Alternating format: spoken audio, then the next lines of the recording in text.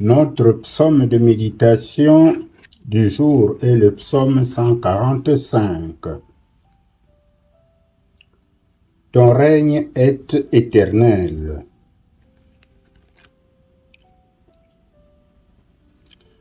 Plusieurs thèmes sont développés dans cette louange incessante.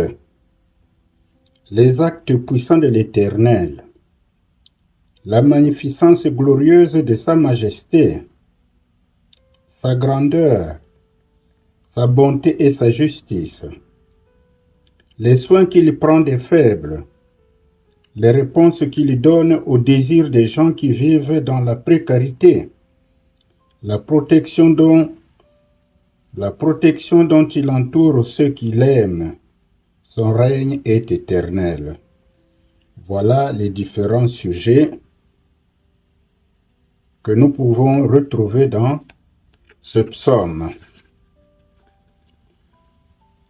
Ces différents sujets de louange seront les motifs de joie et du règne à venir. Une génération les racontera à l'autre génération. Toutes les créatures et toutes les œuvres de la création, toutes à leur manière et dans leur mesure, se joignent à ce concert de louanges.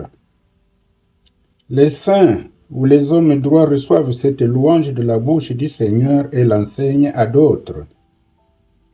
C'est pour ainsi dire que la louange au Dieu créateur qui sied aux hommes droits existera sans cesse de génération en génération.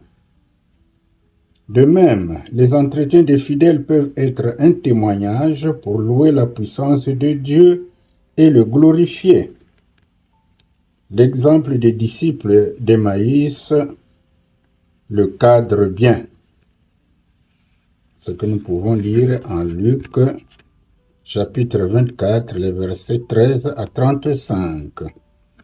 En conséquence, toute Église chrétienne authentique exalte sans relâche le nom du Seigneur par des actions de grâce, en chantant sa grandeur, sa puissance, sa justice, sa bonté et sa miséricorde.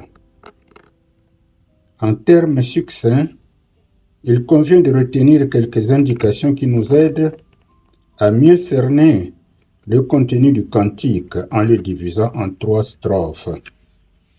La première strophe est les versets 1 à 7. Le roi éternel.